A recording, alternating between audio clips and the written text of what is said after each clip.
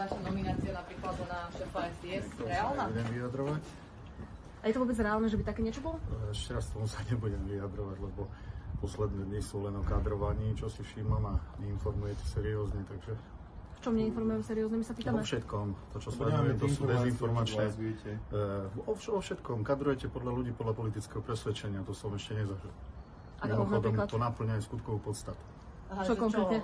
Trestného činu extrémizmu. Podľa vás robíme trestné činy týmto označujete ľudí za neschopných podľa toho, ku akej strane politickej patria. A vy ste videli niekedy naše správy, či tak niekoho označujeme? No, ja sledujem aj vaše správy, pretože to ako politik musím. To nás teší, tak podľa toho asi viete, že nič také tam nezaznelo. Pozrite sa dneska, čo zaznelo na Expresse.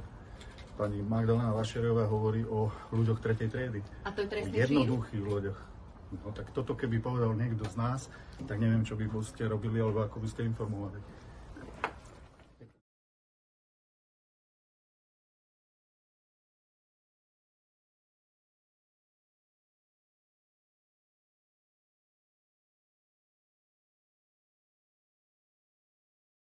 Potom naozaj môžeme očakávať všetky špinavosti, aké existujú na svete, lebo on nemá zábrany. To nemá zábrany, to je telocvikár, nemá zábrany.